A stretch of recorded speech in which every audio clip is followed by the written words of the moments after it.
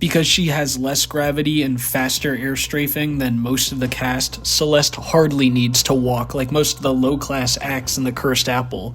Apparently, working as a circus performer gives you the ability to defy gravity. She's the newest Deadlock hero, and she's all about showing you cool magic tricks. But instead of making her nose disappear, she makes your health bar disappear. Light Eater, Celeste's first ability, is the main culprit. It deals a burst of damage on cast with a modest range, and debuffs anything hit by the AoE with the Light Eater debuff. Enemies with this debuff receive a burst of damage whenever Celeste shoots them, that deals a base 25 damage. This may not sound like a lot on paper, but trust me, it is.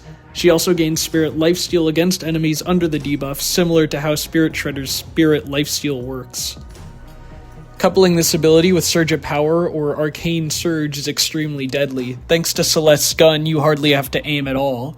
She can use this ability to be extremely lethal in lane, being able to trade out any close quarters encounter and come out on top if she lands this, because she can continue to poke from afar and proc Light Eater's damage, because it has a long base duration of 12 seconds.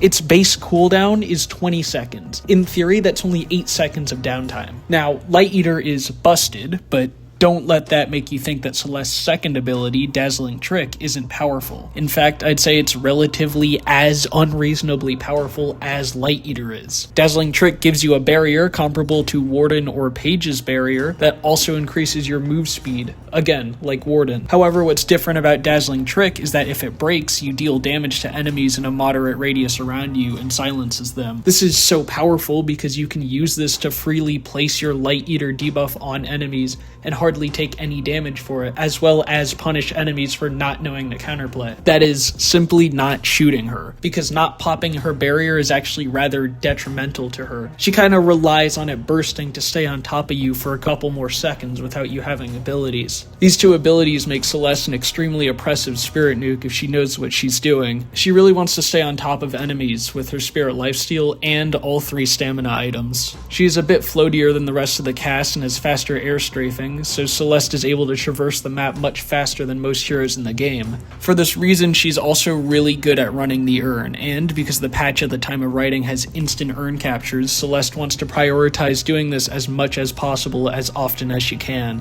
What's unique about Carney Life, Celeste's gun, is that it has 0 fall-off range. Its tags are medium range, projectile, and bouncy, which, yep, that's accurately descriptive. It has an extremely high base bullet damage and an extremely low base bullet velocity. Specifically, it has the second worst base bullet velocity in the game. That's right, Carney Life is faster than Page's gun by exactly 7 meters per second. The other unique thing about Carney Life, and the more obvious thing, is the fact that her projectiles bounce off the ground, which try to arc to a target within a certain cone of the direction it was facing. If it hits an enemy first, it has an even smaller cone, but it can bounce to an additional enemy. All in all, I can say that landing bounce shots is extremely satisfying, especially if the Life Eater debuff is up. Radiant Daggers is Celeste's third ability. It's charged, and the first level of this ability adds a shocking 2 charges. It has a short cooldown and an extremely short time between charges. The actual damage this ability deals is kind of mediocre, but much like Pocket's Barrage, its main purpose is not to deal damage. Instead, landing this ability, which is a rather large AoE, gives you a stacking buff each time this ability hits at least one enemy hero, that amps all outgoing spirit damage you deal. This works retroactively, so you can hit Light Eater first and still get the Spirit Amp on the debuff, even if you cast your daggers after Light Eater. Celeste's ultimate ability, Shining Wonder, is fine, honestly. As an ultimate, it works. When you cast it, you have a wind-up time before Celeste throws it.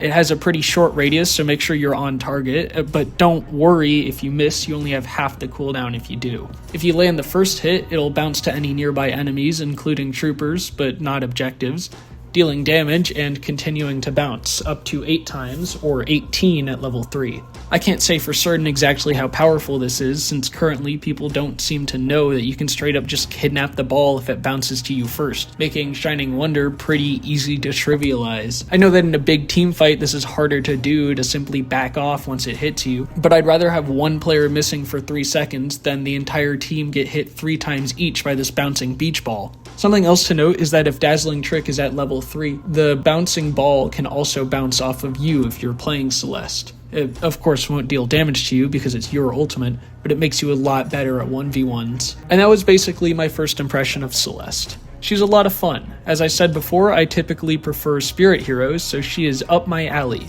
And believe me, I tried not to like her. I really hoped Apollo would come out today, and I wanted to be angry about this hero. Celeste is also the first of the last 13 new heroes I'd actually consider maining, but it really depends on her strength once she gets her very deserved tunedown. Despite how strong I think Celeste currently is, playing against her genuinely doesn't feel that bad. Either that or all the Celestes I've played against have no idea how to play the video game. My name is FighterJet, and we saved the best for last. Prince of Ixia sweep.